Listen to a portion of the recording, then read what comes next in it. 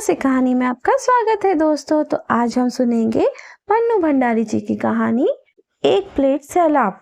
कहानी को पूरा जरूर सुनिएगा और कहानी आपको कैसी लगी कमेंट में जरूर बताइए। तो आइए सुनते हैं कहानी। मई की सांझ 6:30 बजे हैं। कुछ देर पहले जो धूप चारों ओर फैली पड़ी थी अब फीकी पड़कर इमारतों की छतों पर सिमट कर आई है। मानो निरंतर समाप्त होते अपने अस्तित्व को बचाए रखने के लिए उसने कसकर कगारों को पकड़ लिया। आग बरसाती हुई हवा, धूप और पसीने की बदबू से बहुत बोझिल हो आई है। 5 बजे तक जितने भी लोग ऑफिस की बड़ी बड़ी इमारतों में बंद थे इस समय बरसाती नदी की तरह सड़कों पर फैल गए। रीगल के सामने वाले फुटपाथ पर चलने वालों और हॉकर्स का मिला जुला शोर चारों ओर गूंज रहा है। गजने बेचने वालों के पास से गुजरने पर सुगंध भरी तरावट का एहसास होता है, इसलिए न खरीदने पर भी लोगों को उनके पास खड़ा होना या उनके पास से गुजरना अच्छा लगता है। टी हाउस भरा हुआ है, उसका अपना ही काफी है। फिर बाहर का सारा शोर शराबा बिना किसी रुकावट के खुले दरवाजे के भीतर आ रहा है। छतों पर फुल स्पीड में घूमते पंखे भी जैसे आग बरसा रहे हैं। एक क्षण को आंख मूंद लो तो आपको पता ही नहीं लगेगा कि आप टी हाउस में हैं या फुटपाथ पर। वही गर्मी, वही शोर। गे लॉर्ड भी भरा हुआ है। पुरुष अपने एयर कंडीशन चैम्बर से थककर और औरतें अपने अपने घरों से ऊबकर मन बहलाने के लिए यहाँ आ बैठते हैं। यहाँ न गर्मी है न भन्नाता हुआ शोर। चारों ओर हल्का शीतल दूधिया आलोक फैल रहा है और विभिन्न सेंटों की मादक कॉकटेल हवा में तैर रही है। टेबलों पर से उठते हुए फुसफुसाते से स्वर संगीत में ही डूब जाते हैं। गहरा मेकअप किए डायस पर जो लड़की गा रही है उसने अपनी स्कर्ट की बेल्ट खूब कसकर बांध रखी है जिससे उसकी पतली कमर और भी पतली दिखाई दे और उसकी तुलना में छातियों का उभार कुछ और मुखर उठा है। एक हाथ से उसने माइक का डंडा पकड़ रखा है, जूते की टो से वह ताल दे रही है। लिपस्टिक भी लिपटी है और मुस्कान भी। गाने के साथ साथ उसका सारा शरीर एक विशेष अदा के साथ झूम रहा है। पास में दोनों हाथों में झुनझुने से बजाता जो व्यक्ति सारे शरीर को लचका लचका कर ताल दे रहा है वह नीग्रो है। बीच बीच में जब वह उसकी ओर देखती है तो आंखें मिलते ही दोनों ऐसे हंस पड़ते हैं मानो दोनों के बीच कहीं कुछ है।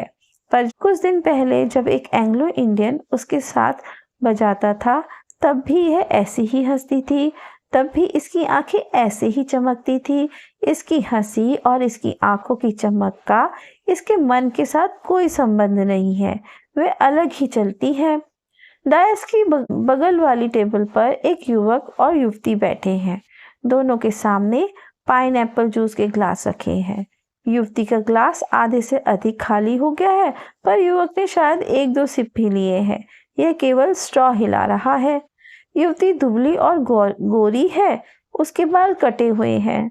सामने आ जाने पर सिर को झटक देकर वह उन्हें पीछे कर देती है। उसकी कलफ लगी साड़ी का पल्ला इतना छोटा है कि कंधे से मुश्किल से 6 इंच नीचे तक जा पाया है। चोली नुमा ब्लाउज से ढकी उसकी पूरी की पूरी पीठ दिखाई दे रही है।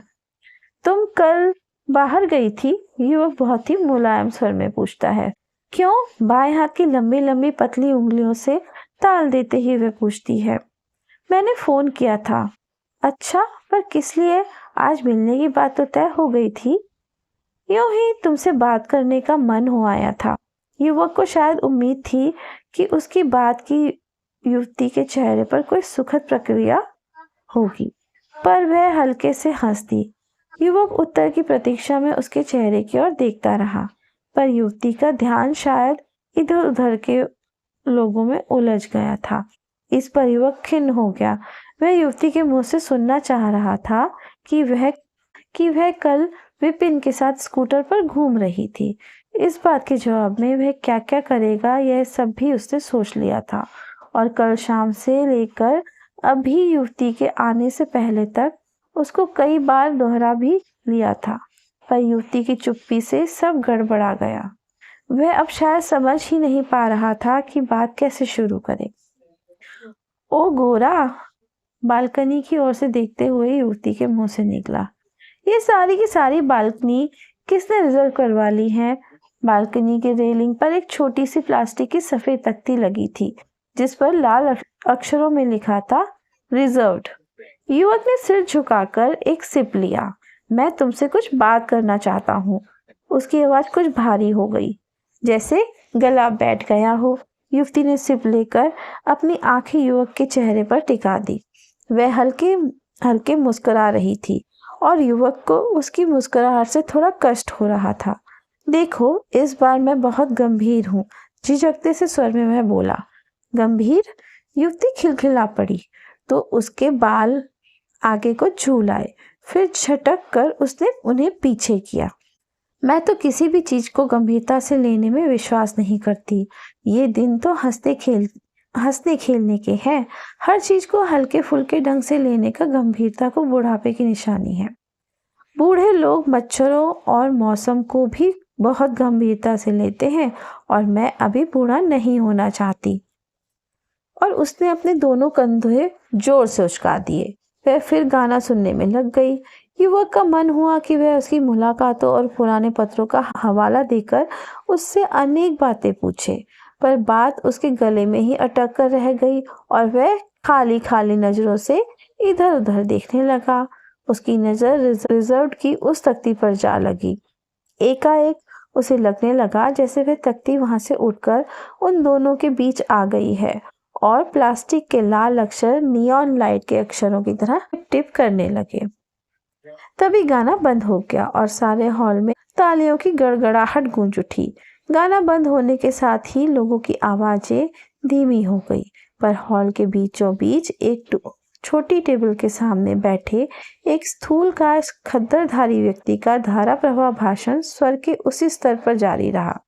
सामने पतलून और बुशर्ट पहने एक दुबला पतला सा व्यक्ति उनकी बातों को बड़े ध्यान से सुन रहा था। उनके बोलने से थोड़ा थोड़ा थूक उछल रहा है, जिससे सामने वाले व्यक्ति ऐसे पहुंचता है कि उन्हें मालूम ना हो, पर उनके पास शायद इन छोटी मोटी बातों पर ध्यान देने लायक समय ही नहीं है। वे मूड में आए हुए हैं। गांधी जी के बुखार पर कौन व्यक्ति अपने को रोक सकता था भला? क्या दिन थे वे भी। मैंने बिजनेस की तो ऐसी की तैसी और देश सेवा के काम में जुट गया। फिर तो सारी जिंदगी पॉलिटिकल सफर की तरफ ही गुजार दी। गांधी जी के बुखार पर कौन व्यक्ति अपने को रोक सकता था भला? क्या दिन थे वे भी। मैंने बिजनेस की तो की ऐसी की तैसी और देश सेवा में जुट गया। फिर तो सारी जिंदगी पॉलिटिकल सफर की तरह ही गुजार दी। सामने वाला व्यक्ति चेहरे पर श्रद्धा के भाव लाने का भरसक प्रयत्न करने लगा। देश आजाद हुआ तो लगा कि असली काम तो अब करना है।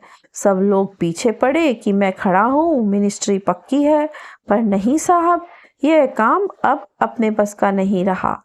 जेल के जीवन ने काया को जर्जर कर दिया। फिर यह भी लगा कि नव निर्माण में नया खून ही अपना चाहिए।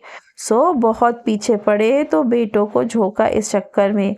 उन्हें समझाया जिंदगी भर के हमारे त्याग और परिश्रम का फल है यह आजादी। तुम लोग अब इसकी लाज रखो, बिजनेस हम संभालते हैं। युवक शब्दों को ढेलता सा बोला। आपकी देशभक्ति को कौन नहीं जानता। वे संतोष की एक टकार लेते हैं और जेब से रुमाल निकालकर अपना मुंह और मूंछों को साफ करते हैं। रुमाल वापस जेब में रखते हैं और पहलू बदलकर दूसरी जेब से चांदी की डिबिया निकालकर पहले खुद पान खाते हैं, फिर सामने वाले व्यक्ति की ओर बढ़ा देते हैं। जी नहीं, मैं पान नहीं खाता। कृतज्ञता के साथ ही उसके चेहरे पर बेचैनी का भाव उभर जाता है। एक यही लत है जो छूटती नहीं। पान की डिबिया को वापस जेब में रखते हुए कहते हैं। इंग्लैंड गया तो हर सप्ताह हवाई जहाज से पानों की गड्ढी आती है। जब मन की बेचैनी केवल चेहरे से नहीं संभलती तो वह धीरे धीरे हाथ रगड़ने लगता है। पान को मुंह में एक और ठेलकर वह थोड़ा हकलाते हुए कहता है, अब आज की ही मिसाल लो। हमारे वर्ग का एक भी आदमी गिना दो जो अपने यहाँ के कर्मचारी की शिकायत इस प्रकार सुनता हो। पर जैसे ही तुम्हारा केस मेरे सामने आया, मैंने तुम्हें यहाँ बुला लिया। जी हाँ, उसके चेहरे पर कृतज्ञता का भाव और अधिक मुखर रहा था। वह अपनी बात शुरू करने के लिए शब्द ढूंढने लगा। उसने बहुत विस्तार से बात करने की योजना बनाई थी, पर अब सारी बात को संक्षेप में कह देना चाहता है। सुना है तुम कुछ लिखते लिखाते भी हो। एकाएक हॉल में फिर संगीत गूंज उठता है। वे अपनी आवाज को थोड़ा और ऊंचा करते हैं। युवक का उत्सुक चेहरा थोड़ा और आगे को झुकाता है। तुम चाहो तो हमारी इस मुलाकात का एक लेख लिख सकते हो। मेरा मतलब लोगों को ऐसी बातों से नसीहत और प्रेरणा लेनी चाहिए। यानी पान शायद उन्हें वाक्य पूरा नहीं करने देता। तभी बीच की टेबल पर आए उई का शोर होता है और सबका ध्यान अनायास ही उधर चला जाता है। बहुत देर से ही वह टेबल लोगों को ध्यान अनायास ही खींच रही थी। किसी के हाथ से कॉफी का प्याला गिर पड़ा। बैरा झाड़न लेकर दौड़ पड़ा और असिस्टेंट मैनेजर भी आ गया। 2 लड़कियां खड़ी होकर अपने कुत्तों को रुमाल से पोंछ रही हैं। बाकी लड़कियां हंस रही हैं। सभी लड़कियों ने चूड़ीदार पजामे और ढीले ढाले कुर्ते पहने हैं। केवल एक लड़की साड़ी में है और उसने ऊंचा सा जूड़ा बना रखा है। बातचीत और हाव भाव से सब मेरेंडियंस लग रही हैं। मेज साफ होते ही खड़ी लड़कियां बैठ जाती हैं और उनकी बातों का टूटा क्रम चल पड़ता है। पापा को इस बार हार्ट अटैक हुआ है, सो छुट्टियों में कहीं बाहर तो जा नहीं सकेंगे। हमने तो सारी छुट्टियां यहीं बोर होना है। मैं और मम्मी सप्ताह में एक पिक्चर तो देखते ही हैं। It's must for us. छुट्टियों में तो हमने 2 देखनी है। हमारी किटी ने बड़े स्वीट पप्स दिए हैं। डैडी इस बार हमें मीट करवाने मुंबई ले गए थे। किसी प्रिंस का अल्सेशियन था। मम्मी बहुत बिगड़ी थी। उन्हें तो दुनिया में सब कुछ वेस्ट करना ही लगता है, पर डैडी ने मेरी बात रख ली। And it paid us also. Really pups बहुत स्वीट है। इस बार मम्मी ने पता है क्या कहा, छुट्टियों में किचन का काम सीख लो। मुझे तो बाबा किचन के नाम से ही एलर्जी है। मैं तो इस बार मोराविया पढ़ूंगी, हिंदी वाली। मिस ने हिंदी नॉवेल्स की एक लिस्ट पकड़ाई है। पता नहीं हिंदी के नॉवेल्स तो पढ़े ही नहीं जाते हैं। वह जोर से कंधे उचका देती है। तभी बाहर का दरवाजा खुलता है और चुस्त दुरुस्त शरीर और रौबदार चेहरा लिए एक व्यक्ति भीतर आता है। भीतर का दरवाजा खुलता है तब वह बाहर का दरवाजा बंद हो चुका होता है, इसलिए बाहर के शोर और गर्म हवा का लवलेशन भी भीतर नहीं आ पाता। सीढ़ियों के पास वाले कोने की छोटी सी टेबल पर दीवार से पीठ सटाए एक महिला बड़ी देर से बैठी है। ढलती उम्र के प्रभाव को भरसक मेकअप से दबा रखा है। उसके सामने कॉफी का प्याला रखा है और वह बेमतलब थोड़ी थोड़ी देर के लिए सब टेबलों की ओर देख लेती है। आने वाले व्यक्ति को देखकर उसके ऊब भरे चेहरे पर हल्की सी चमक आ जाती है और वह उस व्यक्ति को अपनी ओर मुखबित होने की प्रतीक्षा करती है। खाली जगह देखने के लिए वह व्यक्ति चारों ओर नजर दौड़ाता है। महिला को देखते ही उसकी आंखों में परिचय का भाव उभरता है और महिला के हाथ हिलाते ही वह उधर बढ़ जाता है। हेलो, आज बहुत दिनों बाद दिखाई दी मिसेज रावत। फिर कुर्सी पर बैठने से पहले पूछता है, आप यहाँ किसी के लिए वेट तो नहीं कर रही है ना? नहीं जी, घर बैठे बैठे या पढ़ते पढ़ते जब तबीयत ऊब जाती है तो यहाँ आ बैठती हूँ। 2 कप कॉफी पीने के बहाने घंटा 1.5 घंटा मजे से कट जाता है। कोई जान पहचान का फुर्सत में मिल जाए तो लंबी ड्राइव पर ले जाती हूँ। आपने तो किसी को टाइम नहीं दे रखा है ना? नो, बाहर ऐसी भयंकर गर्मी है कि बस एकदम आग बरस रही है। सोचा यहाँ बैठकर एक कोल्ड ड्रिंक कॉफी पी ही ली जाए। बैठते हुए उसने कहा। जवाब से कुछ आश्वस्त हो मिसेज रावत ने बैरे को कोल्ड कॉफी का ऑर्डर दिया। और बताइए मिसेज आहूजा कब आने वाली है? साल भर हो गया है उन्हें। God knows. वह कंधे उचका देता है और फिर पाइप सुलगाने लगता है। एक कश खींचकर टुकड़ों टुकड़ों में धुआं उड़ाकर पूछता है, छुट्टियों में इस बार आपने कहाँ जाने का प्रोग्राम बनाया है? जहाँ का भी मूड आ जाए चल देंगे। बस इतना तय है कि दिल्ली में नहीं रहेंगे। गर्मियों में तो यहाँ रहना असंभव है। अभी यहाँ से निकलकर गाड़ी में बैठेंगे तब तक शरीर झुलस जाएगा। सड़कें तो जैसे भट्टी हो रही हैं। गाने का स्वर डायस से उठकर फिर सारे हॉल में तैर गया। And Sunday I am happy. On Sunday I am happy. Nonsense, मेरा तो संडे ही सबसे बोर दिन होता है।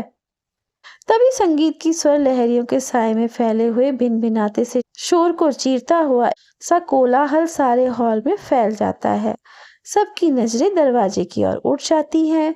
विचित्र दृश्य है। बाहर और भीतर के दरवाजे एक साथ खुल गए हैं और नन्हे मुन्ने बच्चों के 2-2 4-4 के झुंड हल्ला गुल्ला करते भीतर घुस आते हैं। सड़क का एक टुकड़ा दिखाई दे रहा है जिस पर एक स्टेशन वैगन खड़ी है। आसपास कुछ दर्शक खड़े हैं और उसमें से बच्चे उछल उछल कर भीतर दाखिल हो रहे हैं। बॉबी, इधर आजा। निद्दू, मेरा डिब्बा लेते आना। बच्चों के इस शोर के साथ साथ बाहर का शोर भी भीतर आ रहा है। बच्चे टेबलों से टकराते एक दूसरे को ढकेलते हुए सीढ़ियों पर जाते हैं। लकड़ी की सीढ़ियां कारपेट बिछा होने के बावजूद धम धम करके बज उठती है। हॉल की संयत शिष्टता एक झटके के साथ बिखर जाती है। लड़की गाना बंद करके मुग्ध भाव से बच्चों को देखने लगती है। सबकी बातों पर विराम चिन्ह लग जाता है और चेहरे पर एक विस्मयपूर्ण कौतुक फैल जाता है। कुछ बच्चे बालकनी की रेलिंग पर झूलते हुए से हॉल में गुब्बारे उछाल रहे हैं और कुछ गुब्बारे कारपेट पर आ गिरे हैं। कुछ कंधों पर सिरों से टकराए हुए टेबलों पर लुढ़क रहे हैं तो कुछ बच्चों की किलकारियों के साथ साथ हवा में तैर रहे हैं। नीले, पीले, हरे, गुलाबी। कुछ बच्चे ऊपर उछल उछल कर कोई नर्सरी राइम गाने लगता है तो लकड़ी का फर्श धम धम बज उठता है। हॉल में चलती फिल्म जैसे अचानक टूट गई है।